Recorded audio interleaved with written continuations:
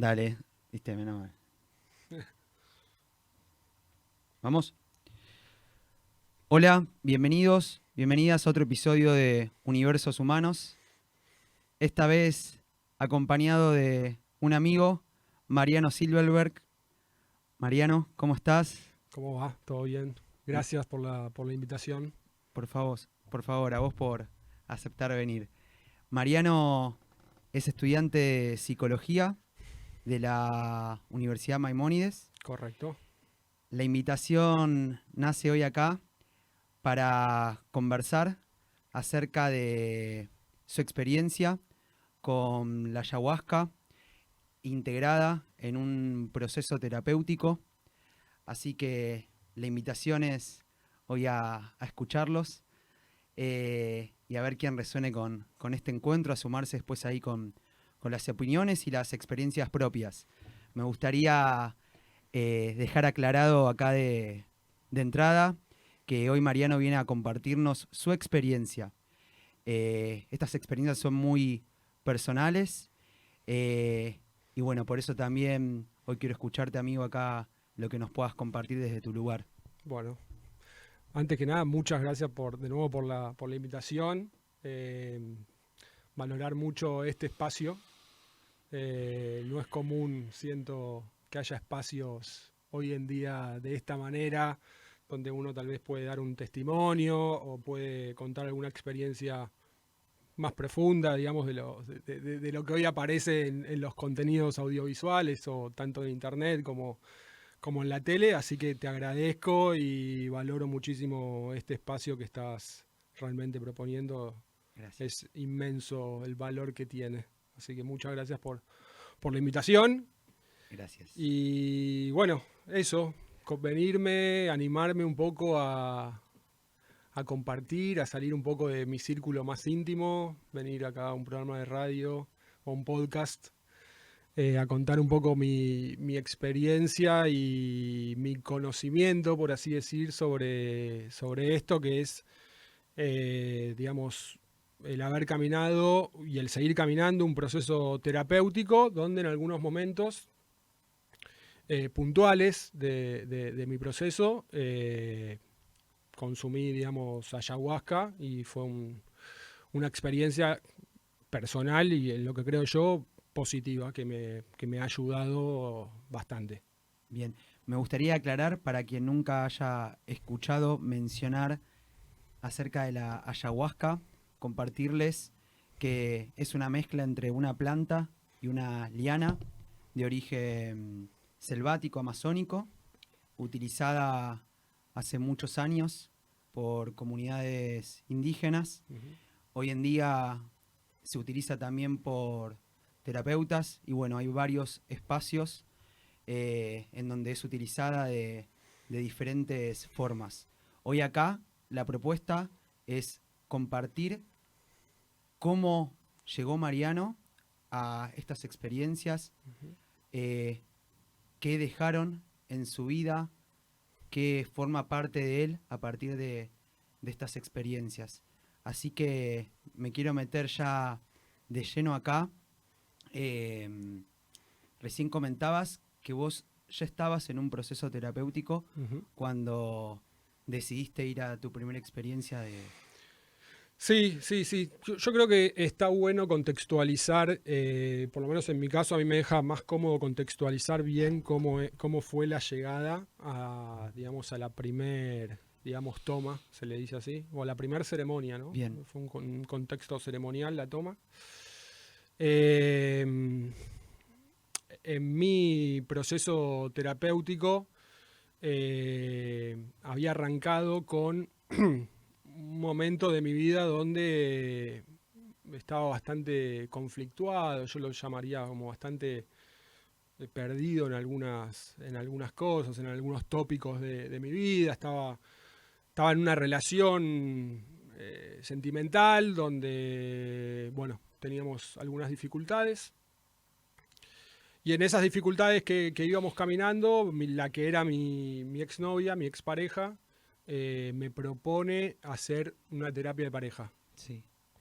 Yo acepto la invitación, un poco con resistencia, pero lo acepto, lo tomo. Y empezó a ir digamos, a terapia de pareja semanalmente, regularmente. Después de un tiempo de terapia de pareja, donde la relación también seguía ahí medio a los traspiés, en una determinada sesión tuve lo que se llama en psicología un insight, ¿no? Un darme cuenta muy, muy fuerte. Con clic. Un clic. Una bajada fuerte. Sí. Calculo que haces así con la cabeza porque te habrá pasado. Sí. Y nos sigue pasando, ¿no? Y sí. Bienvenidos, ¿no? O sea, la dureza de esos insights, pero lo nutritivo que son. Y bueno, en ese momento la terapeuta a la que íbamos, que es Yami, aprovecho para saludarla y agradecerle, me hace una pregunta en la terapia, donde me deja entre la espalda y la pared muy expuesto. Y ahí tengo el famoso darme cuenta o insight, donde me doy cuenta de que todas las proyecciones, o sea, todo lo que le señalaba a la otra persona, tenía que ver algo conmigo.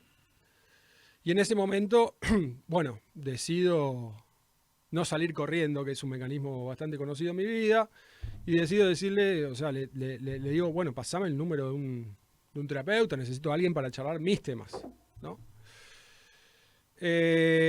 Bueno, y ahí empiezo un recorrido con el que es mi terapeuta, que se llama Luis. Y bueno, con él fuimos tratando algunos temas. Y digamos, este sentimiento de sentirme perdido, de sentir por momentos angustia, empecé a hacerme muchas preguntas en cuanto a la relación que llevaba, en cuanto a mi vida personal, mi vida familiar, mis vínculos, mis amigos, lo laboral, cosas donde empecé a sembrar, o él me acompañó, mejor dicho, a sembrar preguntas donde no había ninguna pregunta. En un determinado momento... Perdón. Sí. Dijiste preguntas en donde no había ninguna pregunta. Exacto. ¿Por qué no había ninguna pregunta? Porque no me preguntaba, seguía mi vida. Donde antes no había ninguna pregunta. Perfecto. Mi vida era ir a trabajar 8 horitas, te entiendo. Pagar las cuentas, estar de novio, y no me preguntaba mucho más de qué se trata esto. Ok, bien. ¿No? Que ahí me parece que hay una pregunta interesante, ¿no? O sea, bueno, ¿de qué se trata la vida? ¿Es solamente esto? Entonces, él me fue acompañando con esas preguntas. Bueno, da la casualidad también que, digamos, al mismo momento terminamos la relación con la que era mi expareja y yo entro en un momento de mucha crisis, ¿no? Porque era todas estas preguntas, pero ya solo, ¿viste? O sea, como esto, un dilema en solitario. Te estoy resumiendo, ¿no? Toda la historia. Esto es mucho más complejo. Sí. O sea, es difícil de transmitir, pero te estoy resumiendo la historia. En ese momento de mucha angustia, te estoy hablando de niveles de angustia que me costaba hasta levantarme de la cama a veces, ¿no? O sea, como no sabía bien con quién compartirlo, estaba medio perdido, me hacía preguntas donde no sentía que lo podía compartir con un amigo, mis amigos tal vez estaban en otra, pero bueno, yo estaba pasando por ese proceso. Pero estabas transitando en soledad. En soledad, realmente. Solo en el departamento que compartíamos con mi ex pareja y con unos niveles de angustia que me hacía muy mal, ¿no? Sí. O sea, muchos síntomas físicos, ¿no? En psicología siempre hablamos del tema del síntoma. Bueno, ahí se me manifestaba todo muy a flor de piel. Una sesión en esta temporalidad de angustia, ¿no? En esta temporalidad que estaba atravesando, en una sesión le digo a mi terapeuta que tenía ganas de irme de viaje, ¿no? O sea, una forma también de escape, ¿no? Sí. O sea, que reconozco ahora la distancia. Che, me quiero ir de viaje. Que a veces sirve. Que a veces, sí, seguro. A veces. Digamos, lo que puede servir para uno... No cuando reconoces que estás escapando, pero si en su momento te sirvió, claro, bienvenido. Lo que puede servir para uno, para mí en ese momento era como, che, necesito salirme un poco, necesito un poco de aire de esto. A lo que él en un momento me propone, bueno, Digo, si tenés la posibilidad de irte de viaje, ¿por qué no te vas de viaje a un lugar que yo te voy a decir o que yo te propongo, ¿no? Nunca me direccionó, sino que me invitó. Fíjate si resonás con la propuesta, me avisás, qué sé yo, le digo que ¿a dónde es? No, ¿por qué no vas a Uruguay, a un lugar que también hay unos terapeutas y que también hacen, digamos, ceremonias de medicina? Yo le decía, ¿medicina? ¿De qué me estás hablando? Bueno, me pasó material y ahí empecé un poquito a investigar. Me acuerdo que al principio estaba como muy resistente al tema, ¿no? O sea, como no quería saber nada, no sabía, empecé a dudar de mi terapeuta. Tenía mucho miedo. Miedo es una característica que a mí, no tengo vergüenza de decirlo, es una característica que a mí me acompaña de chiquito, el miedo, ¿no? Como creo que a todos, pero a mí se me manifiesta bastante. Así que bueno, empecé a investigar, dejé ahí la propuesta, empecé a investigar de a poco, qué sé yo, cuestión que me embarqué, al mes estaba yendo. Y bueno, ahí fue, digamos, fue un contexto digamos, de un, por así decir, retiro, que bueno, hoy está muy de moda todo esto de los retiros. Entonces, bueno, me embarqué en eso. Me embarqué porque me tuve que tomar un buquebús. O sea, me embarqué en serio. Con la resistencia de querer bajarme del buquebús porque decía, ¿qué estoy haciendo acá? Todo el tiempo esa pregunta. ¿Qué estoy yendo a hacer acá? ¿Qué estoy haciendo acá? Y bueno, ahí hice, digamos, lo que vendría a ser la primer toma, que obviamente te lo estoy resumiendo, acompañando el miedo, con mucha resistencia. Yo vengo de una familia de tradición judía. Esto para mí no es un tema menor, no fue un tema menor en mi vida. En cuanto a ya empezar ahí a meter y un poquito en la charla todo el tema espiritual, religioso. ¿Lo metías en la charla con tu familia? No, esto lo hice Okay. Solo. O sea, pero había como un no poderte dar el permiso tuyo. No. Mi mamá es mi madre es una persona, no es ortodoxa judía, pero sí cumple mucho a la religión. O sea, abrirle este tema el compartirle este tema era seguramente una cuestión de que me invite a bajarme. Y yo justamente necesitaba alguna propuesta que me... Sí. Que me haga un poco remover ese pantano donde me encontraba. Avalado por mi terapeuta. Esto siempre lo quiero aclarar. No es que me mandé solo, no es que dije, che, me voy de joda a Uruguay. No. O sea, esto fue acompañado y avalado por mi psicólogo. Sí. Bueno, cuestión que fui ahí y hablé esto de la religión y qué sé yo, porque, digamos, en el contexto ceremonial que fui, se hacían muchos, o sea, aparte de la toma de la ayahuasca en sí, se hacían como muchas, digamos, rezos, muchas canciones. En Perú se le llaman los ícaros. Bueno, distintas cosas donde no hablan mucho del judaísmo, ¿no? Entonces fue luchar un poco también contra ese mandato familiar y un mandato de mi vieja de judaísmo. Yo también recibí, digamos, educación formal judía, ¿no? O sea, fui un primario y un secundario de la colectividad judía. Entonces romper un poco con todo eso, entrar en un paradigma nuevo, para mí era una cosa como muy disruptiva, me daba mucho miedo. Por momentos me preguntaba qué hago acá, por otro momento decía, che, pero listo, estás acá sentadito frente al vaso.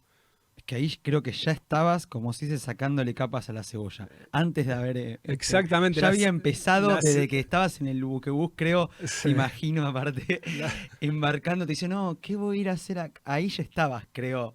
Ya había comenzado esto. La ceremonia arrancó muchísimo antes.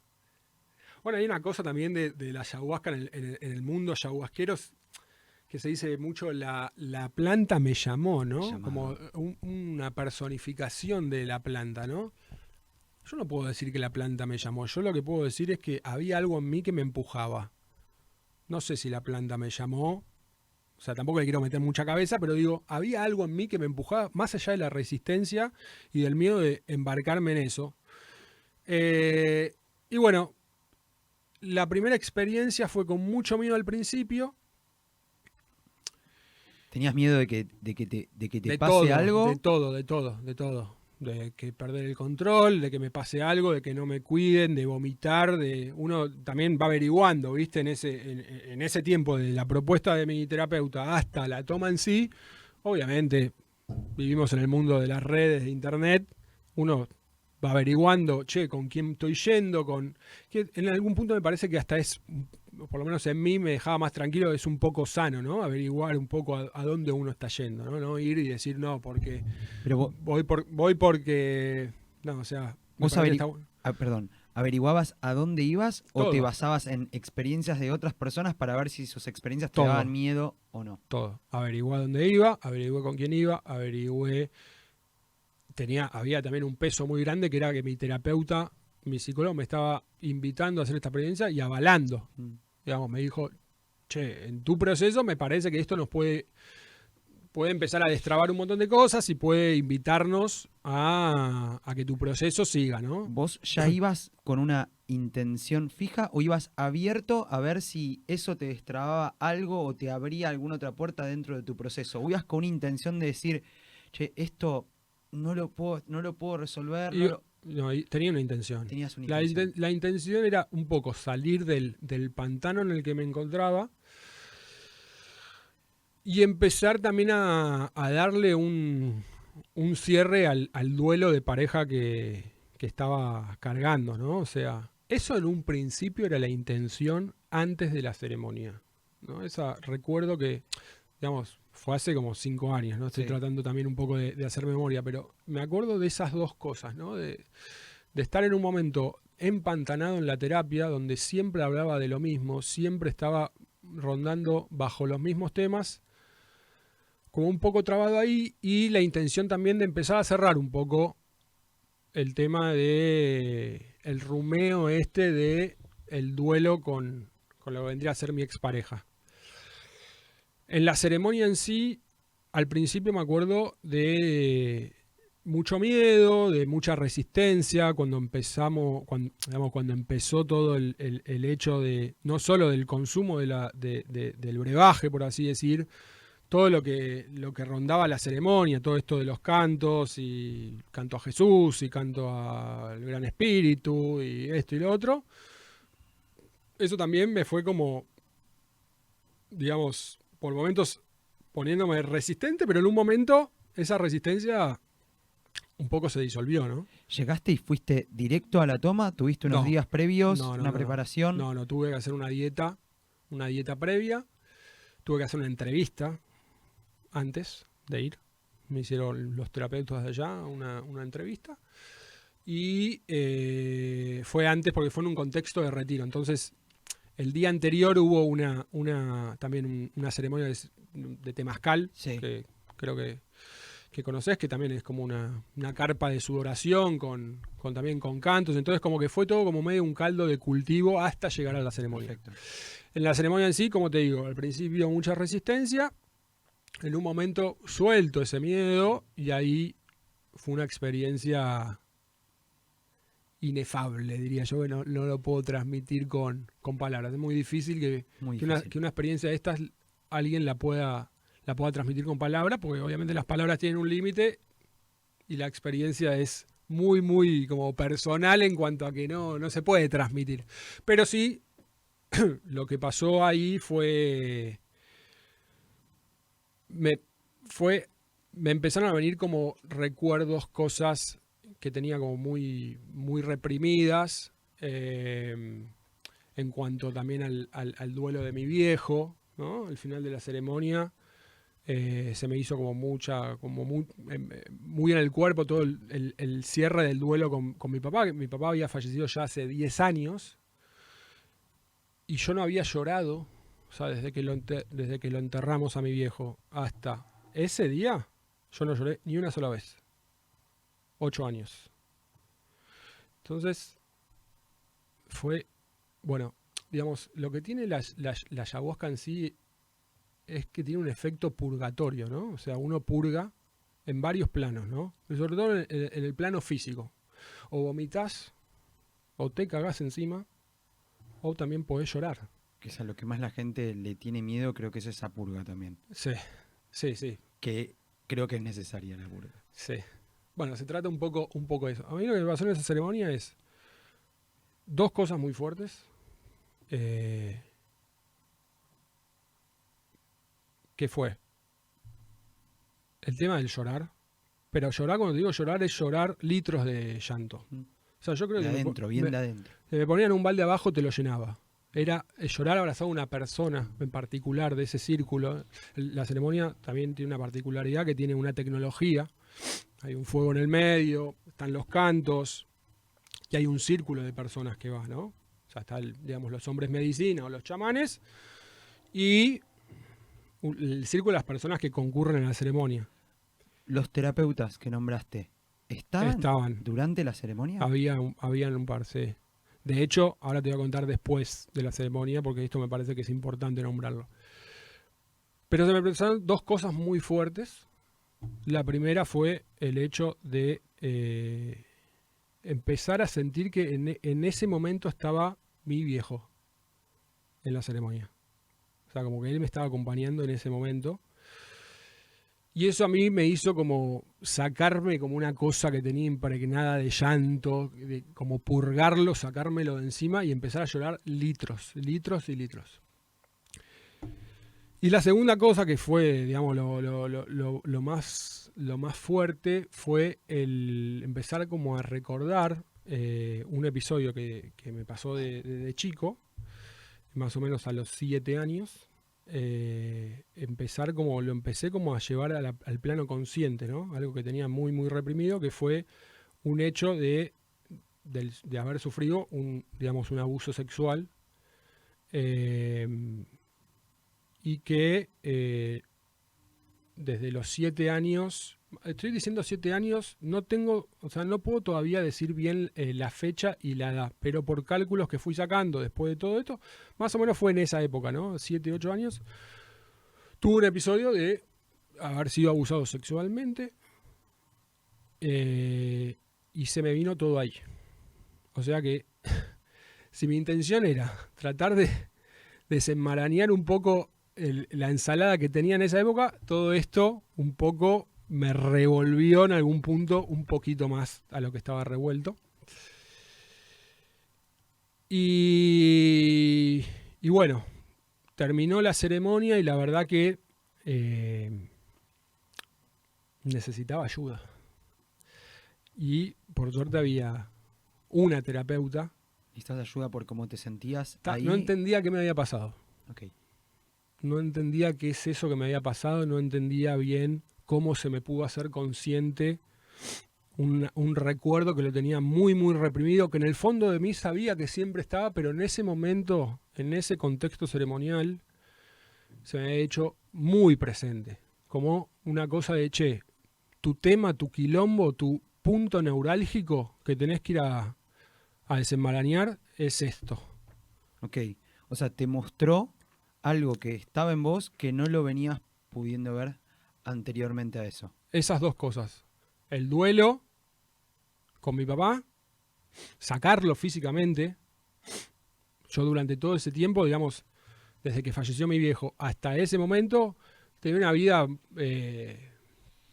un poco, digamos, de escape, ¿no? O sea, no le prestaba atención a todo lo que era cerrar bien un duelo. Me decían duelo, no sabía qué carajo era. Pero yo te preguntaba cómo estabas, vos qué me respondías respecto a la muerte de tu viejo. No, yo decía, yo estaba bien.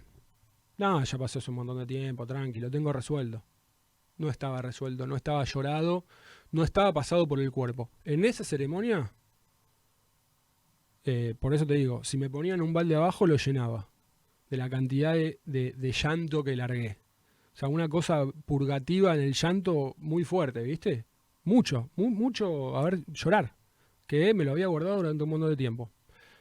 Y esto que te digo de la situación del abuso, donde sentía que, digamos, después con mucha terapia empecé a hacer como esta famosa digestión o aterrizaje, o tomamos con mi terapeuta eso, para empezar a ver cómo todo ese episodio me condicionaba en mis relaciones y en mis vínculos.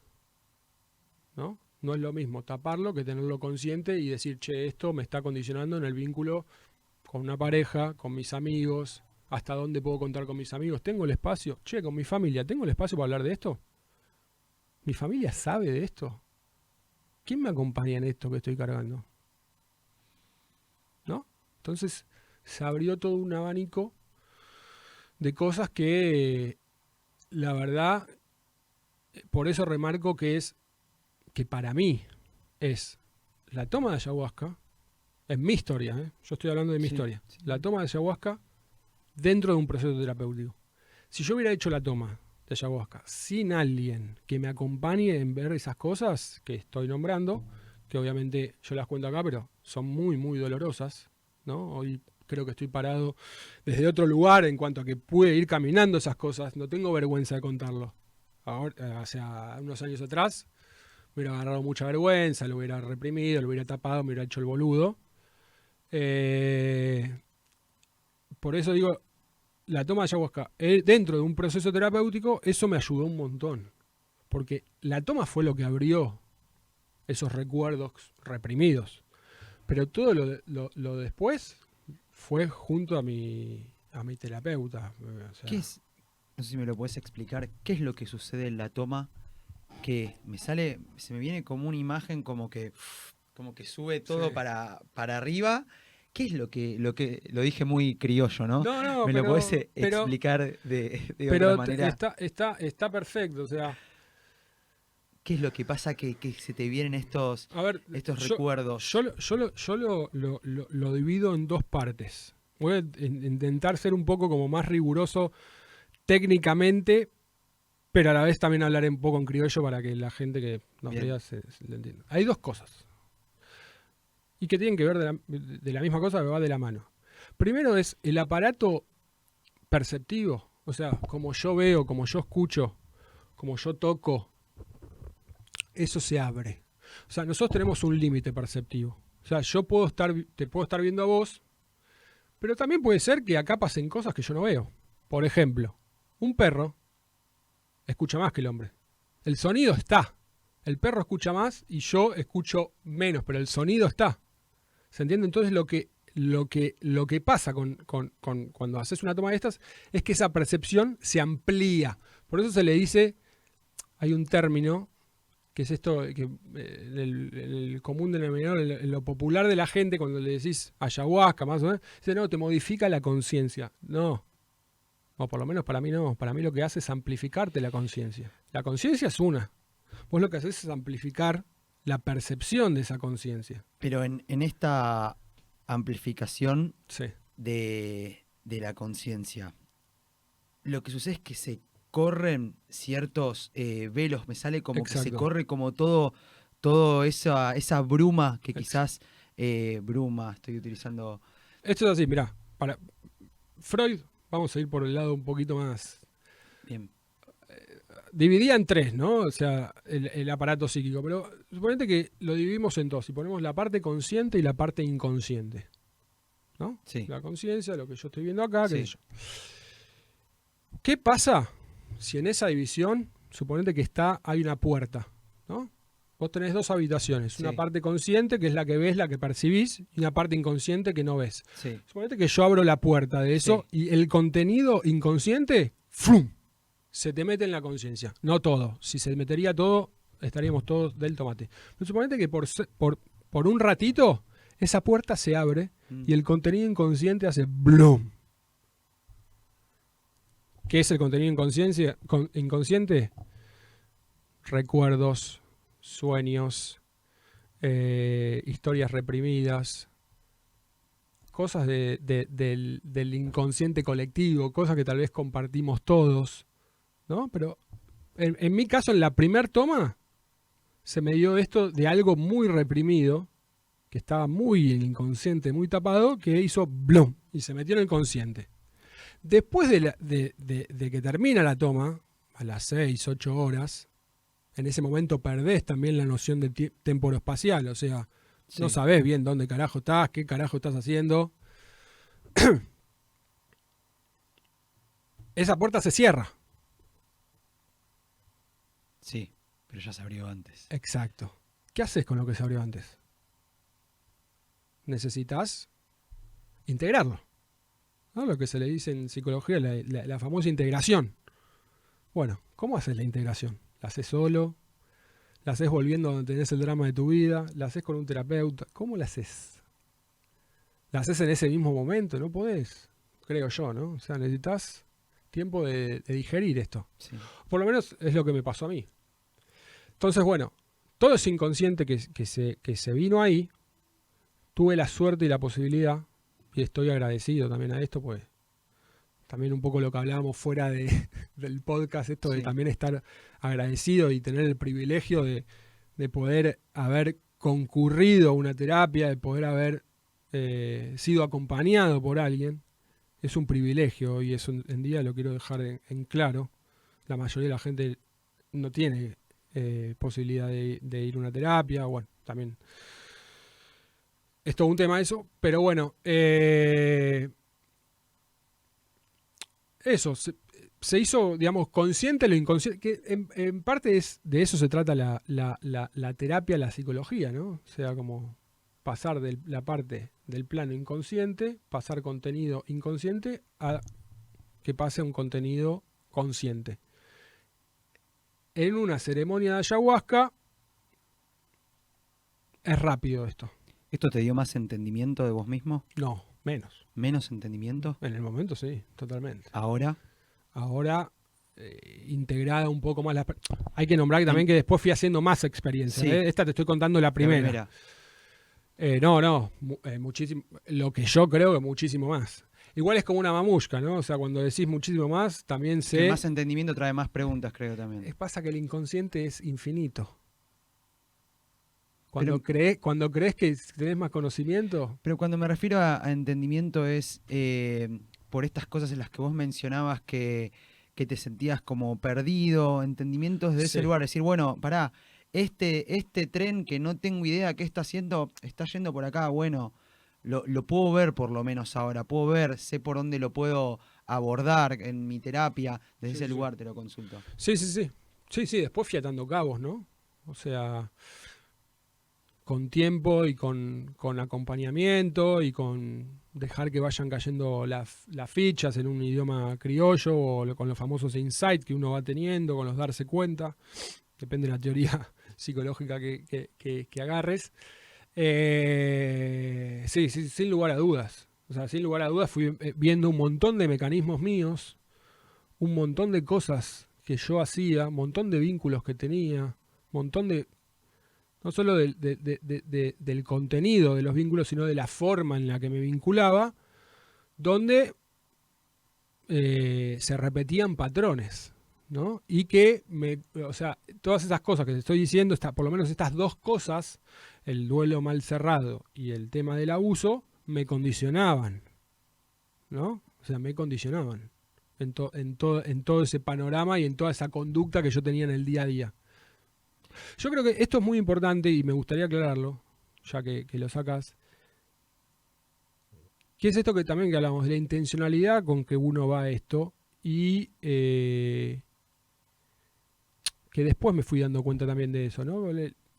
Uno, digamos, lo importante creo que si uno se va a embarcar en esta experiencia, más allá del acompañamiento terapéutico y todo, que ya sería redundante nombrarlo, me parece que es para que después en la praxis de tu vida haya algún cambio, haya algo. O sea, esa toma de conciencia que no sea una toma de conciencia, tiene que ser una toma de conciencia personal, pero también que tiene que estar reflejada, me parece, en el día a día. Si yo voy a tener una experiencia de esas y después en mi día a día hago consciente de algo y después no cambio nada, bueno, no sé, digo, ¿para qué fuiste? Que yo creo que también un gran porcentaje de personas, así como estamos hablando de tu experiencia, cómo lo viviste, también hay personas que lo pueden hacer por algo lúdico y lo hacen desde ese lugar, pero también creo que ahí hay riesgos. Totalmente. Y también si van desde ese lugar se van a encontrar con eso. O sea, no puedo asegurar con qué se van a encontrar. O sea, es difícil poder asegurar con qué te encontrás en una ceremonia. Por eso siempre está el miedo.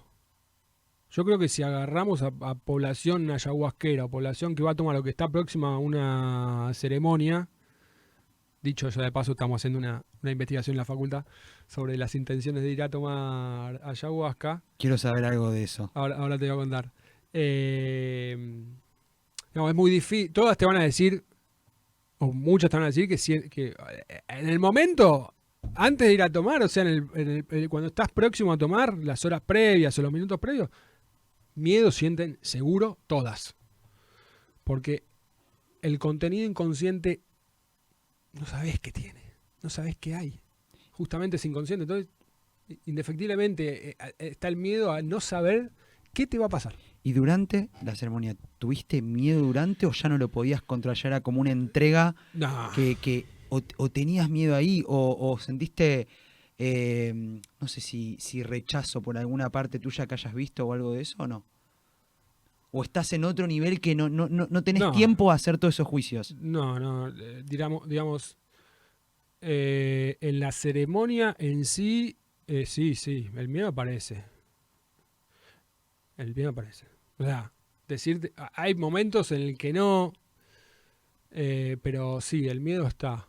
En la última vez, después fui haciendo más ceremonias.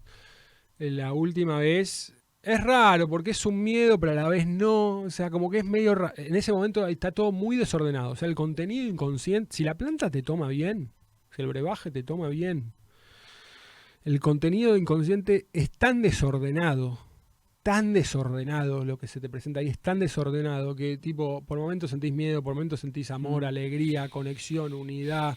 Pasás por una cantidad de sensaciones que hasta, mirá, la última vez que lo estuve haciendo, la chamana, la mujer medicina que dirigía la ceremonia, al final de la ceremonia, sugiere que escribamos lo que vimos. Porque está todo tan desordenado que las 4 o 5 cositas que te llegaron de info, anótatelas para después seguirlas laburando. Y la verdad que tenía razón. Me las anoté. Pero porque está todo muy desordenado ahí. Está todo muy desordenado. Marian, me gustaría saber si podés compartir algo de qué es lo que hoy... Primero, si se está estudiando esto desde la ciencia, si podés compartir... Claro. ¿Qué es lo que vos como estudiante de psicología, tengo entendido con un grupo también están investigando? ¿Qué es? Bueno, primero decirte que esto ya se está investigando hacer. O sea, todo lo que tiene que ver con plantas maestras, procesos terapéuticos, la integración de estas dos como corrientes, ¿no? A mí me parece una integración que está muy buena, ¿no? Porque por momentos hasta lo podría tomar como que es una síntesis, ¿no? De el conocimiento amazónico, de un conocimiento como más de un paradigma con la psicoterapia, que es otro paradigma. Entonces la conjunción de las dos hacen una síntesis que a mí me parece que está buena. Se está investigando, ahora hay series en Netflix que muestran estas cosas, ¿no? Creo que una es Cómo cambiar tu mente, de Michael Pollan. Y después cuando te empezás a meter y empezás a investigar, hay mucha bibliografía. Esto se está estudiando desde los años 60, 70. Hay mucha bibliografía que obviamente no está... O sea, en internet está, hay que buscarla. Bueno, en la universidad lo que estamos haciendo, básicamente en una cátedra específica que es psicología social, que justamente estamos como, digamos, proponiendo una investigación. Lo que estamos haciendo es convocando a población próxima a una toma de ayahuasca o población que ya haya ido a una toma o una ceremonia para preguntarle cuál es la intención por la que va. O sea, no estamos investigando la toma en sí ni los efectos de la toma del brebaje. Lo que estamos investigando es cuál es la intención por la que vas. Ese es el objeto de estudio. Que a mí me parece interesante justamente por esto que vos traías antes, que es eso, la intencionalidad. O sea, ¿por qué vas a tomar? ¿Vas a tomar por una cuestión de búsqueda espiritual, por una cuestión terapéutica, porque te comentaron, porque en vez de irte a una fiesta electrónica querés ir a ver qué es? No sé. ¿Y con qué te encontraste ahí? La investigación no está cerrada. Estamos en pleno desarrollo. estamos en medio de las entrevistas a Pero, la gente. ¿hay una media de algo con lo que te hayas encontrado o todas las personas van por... Mirá, yo te voy a ser 100% sincero, mi visión. Todavía no sacamos, o sea, todavía no Ok, sacamos hay una hipótesis, pero todavía no sacamos la conclusión final. Yo lo que creo, por lo que voy viendo en las entrevistas, es que la mayoría de las... Otra cosa, hay que también tener en cuenta la población con, digamos, tiene cierto nivel bien. Sí, socioeconómico, sí, sí. digamos, todas, por ahora las entrevistas que hicimos, hablan de una búsqueda espiritual. Casi todas la nombran. Esas dos palabras, búsqueda y espiritualidad, están en todas las entrevistas. O sea, ninguna persona dijo, che, yo voy a tomar esto por forma recreacional o por curiosidad o por... eso no está en un plano de la entrevista. Después hay que ver en la intimidad de cada persona cómo es, ¿no? O uno en la entrevista también puede. Pero, o sea, a boca de urna, digamos, todo lo que es una búsqueda espiritual está en todas las entrevistas, ¿no? Y eso también me parece que habla un poco de cómo vivimos, ¿no? O sea, yo también lo relaciono un poco por eso, donde, che, pareciera que mucho la vida, como la estamos llevando acá en el mundo occidental, no termina de cerrar y bueno, voy a buscar también por otros lares. Es como una intención también como media implícita, creo. Esto de que no termina de cerrar, yo creo que mueve mucho a veces. Marian, nos quedan pocos ¿Tan minutos. rápido pasó esto? Pasó volando, ¿En serio? hermano. Hay algo que no quiero que me quede afuera y vos también si querés aportar algo más antes de cerrar. En la persona que sos hoy, que está conformada por todas las experiencias, no solo por la ayahuasca que viviste en tu vida, pero hoy estamos hablando acá por este tema.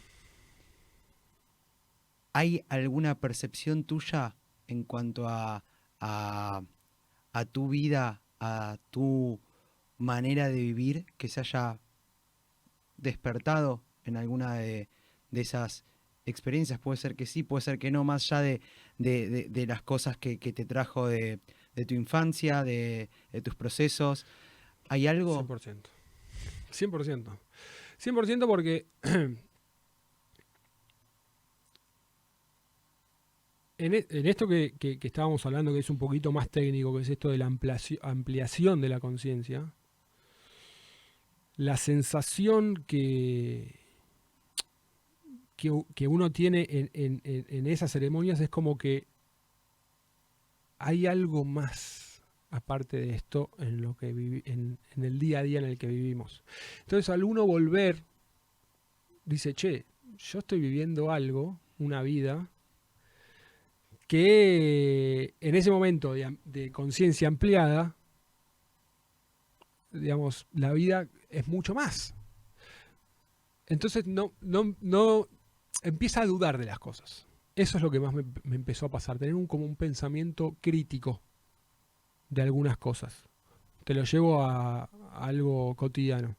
Che, el laburo que estoy haciendo. Che, ¿cómo me relaciono con la gente? O por ejemplo, esto me vuelve, ¿el laburo que estoy haciendo tiene sentido? Si yo ya tengo sensaciones de otras cosas, ¿tiene sentido? ¿Tiene sentido cómo me relaciono con tal persona? ¿Tiene sentido cómo me relaciono con mis vínculos, con mi pareja, con mi familia? Entonces, a partir de ahí, como que es también generadora de, siento yo, ¿no? No generadora de cambios, pero sí te pone con el dilema. Después el cambio lo tiene que hacer uno, ¿no? Pero me parece que sí te pone con el dilema. Uno no vuelve igual. Se dice mucho también de que en las ceremonias, en una ceremonia como muere una parte tuya. Hay una parte tuya que se va. Eso que uno vomita, eso que uno llora, eso que uno expulsa, se fue. Y viene como algo renovado que duele. Mm. O sea, una ceremonia no es algo... Esto también, ¿no? Hay que creo que dimitificarlo, que es el tema de... Ahora vivimos también una época muy hedonista, creo yo, ¿no? Esto de la búsqueda del placer, o voy a esto para estar bien. Los caminos espirituales o los caminos chamánicos no son caminos lindos. Yo no la pasé bien cuando fui, todas las veces. Hay una parte que no la pasás bien. O sea, Sí. es una realidad. O sea, y esto hay que decirlo. O sea, hay una parte que el vomitar hecho pedazos, o el tener la sensación muchas veces de que me pasó, por ejemplo, en la última ceremonia, de estar desintegrado físicamente. Estar desintegrado, sentir que no tenía cuerpo. O sea, eso no es lindo. Pero bueno, nada. Yo creo que lo que también viene después es muy nutricio, por así decir, ¿no? Mariam, gracias. Pensé que Pensaste que faltaba mucho más, perdón, hablé mucho. ¿Querés compartir algo? Puedo Cerrar, compartir. Y cerramos así, de esa manera, con un silencio, después de lo que compartas. Dale. Me gustaría. Voy a compartir algo para también para salir un poco también de mi relato, que Bien. siento que fue muy personal, y creo que esto también puede traer un poco de pregunta, Bien. un pensamiento crítico sobre todo esto. Bien. ¿Estamos muy apurados? ¿2 minutos? Sí. Bien. Primero, para poner en contexto, este es un libro de Jacques Mavit, que es el creador de un centro que se llama en Perú, Taquihuasi, Bien. que hace las dos cosas, ayahuasca y psicoterapia. Bien. Bueno, lo leo. Gracias por estar acá. Cerramos después esto con un silencio. Perfecto. Gracias. Gracias a vos y gracias por este espacio que siento que es importante. Gracias, amigo. Bien. En el pequeño remanso de la Alta Amazonía, donde yo resido desde hace casi 20 años, veo desplegarse una creciente oleada de occidentales deseosos de acercarse a las prácticas de las medicinas tradicionales amazónicas. Habiendo sido yo mismo uno de los iniciadores de este movimiento, no puedo evitar vacilar entre la satisfacción y el temor frente a este entusiasmo, por el cual se ha acordado ahora se utilice el término chamanismo, muy inadecuado desde un plano antropológico. La toma de conciencia progresiva de los occidentales, de la grave deficiencia del plano sagrado en su cotidianidad y de la audacia de algunos, lo lleva al otro lado del mundo en busca de una renovación de su espiritualidad que me parece portadora de esperanza. Al mismo tiempo, la capacidad occidental de transformar todo lo que se toca en productos comerciales, incluso la espiritualidad, tiene algo aterrador. Gracias.